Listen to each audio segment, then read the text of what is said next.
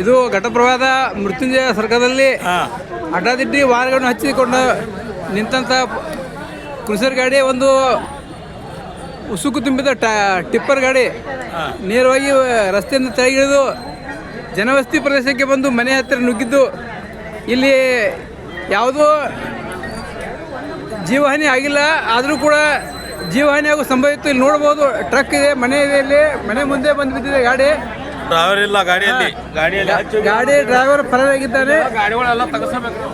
ಹೀಗಾಗಿ ನಮ್ಮ ಪೊಲೀಸ್ ಇಲಾಖೆ ಇಲ್ಲಿ ಗಮನಿಸಬೇಕು. ನಿನ್ನೆ ರಾತ್ರಿ ಪೊಲೀಸರು ನಿಂತಿದ್ದರು, ಆದರೆ ಈಗ ಮುಂಜಾನೆ ಹೀಗಾಗಿದೆ. ದಯವಿಟ್ಟು ಅದನ್ನು ನೋಡಬೇಕು ಪೊಲೀಸರು ಮತ್ತು ಟ್ರಾಫಿಕ್ದವ್ರು ನೋಡಬೇಕು.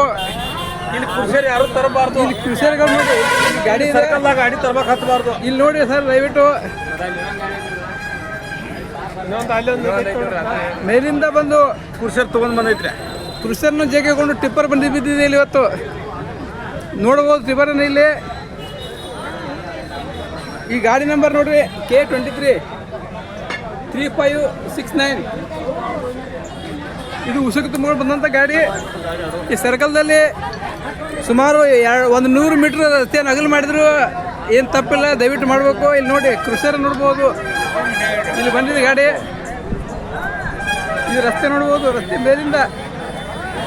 ರಸ್ತೆ ಮೇಲಿಂದ ಕಿತ್ಕೊಂಡು ಬಂದು ಈ ಕಡೆ ಬಂದು ಇಲ್ಲಿ ಜನವಸತಿ ಪ್ರದೇಶ ಇದೆ, ಇಲ್ಲಿ ಮನೆಗೆ ನುಗ್ಗಿದೆ.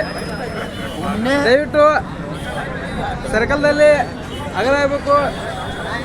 ಪೊಲೀಸ್ ಇಲಾಖೆ, RTO ಇಲಾಖೆ ದಯವಿಟ್ಟು ಈ ಕಡೆ ಗಮನ ಹರಿಸಬೇಕು. ಇಲ್ಲಿ ನೋಡಿ ಮನೆಯನ್ನು ಕಾಣ್ಬೋದು, ಅಲ್ಲೇ ಮನೆಗಳಿವೆ.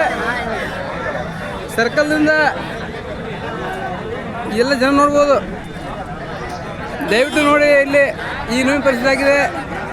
ಸರ್ಕಲ್ದಿಂದ ಒಂದು 100 ಮೀಟರ್ ರಸ್ತೆಯನ್ನು ಅಗಲು ಮಾಡಬೇಕಾಗಿ ಈ ಸಾರ್ವಜನಿಕರು ಕೇಳ್ತಾ ಇದ್ದೇವೆ. ಕೃಷಿಯರ್ ಕಿತ್ತು ಬಿದ್ದಿದೆ ಇಲ್ಲಿ. ಸರ್ಕಲ್ದಾಗ ತರಬಾರ್ದು. ಕೃಷಿಯರಾಗ ಯಾವುದೇ ಗಾಡಿ ಸರ್ಕಲ್ ತೆರಬಾರ್ದು. ಪಾರ್ಕಿಂಗ್ ಅಂತ ಬಿಟ್ಟು ಹೋಗ್ತಾರೆ, ಊಟಕ್ಕೆ ನಾಷ್ಟಕ್ಕೆ ಹೋಗ್ತಾರೆ.